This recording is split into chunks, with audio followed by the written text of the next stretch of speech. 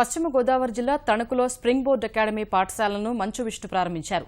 తొలి దశలో 6 పాఠశాలలు ఏర్పాటు చేస్తున్నామని తెలిపారు. ఇతర ప్రైవేటు పాఠశాలల కంటే 10% తక్కువగా ఫీజులు ఉంటాయని ప్రకటించారు. నాణ్యమైన విద్యను అందించాలన్న లక్ష్యంతో పాఠశాలలు ఏర్పాటు చేస్తున్నామని విష్ణు చెప్పారు. స్ప్రింగ్ బోర్డ్ అకాడమీ అనేది first standard to 10th standard ఈ ఇయర్ స్టార్ట్ చేస్తున్నాం. త్వరలో 12th కూడా వెళ్ళచ్చు. ఇప్పుడు గవర్నమెంట్ ఇచ్చే రూలింగ్ బేస్ అయి మన 12th వెళ్ళాలా లేదా అని బేస్ అయి ఉంది.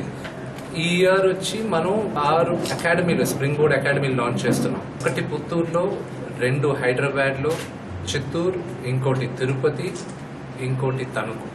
ఏపీ, తెలంగాణ, ఒరిస్సా, మహారాష్ట్ర బార్డర్స్, కర్ణాటక, తమిళనాడు, కేరళలో కొన్ని దగ్గరలో మెల్లగా ఎక్స్పాన్షన్ ప్లాన్స్ ఉంటాయి.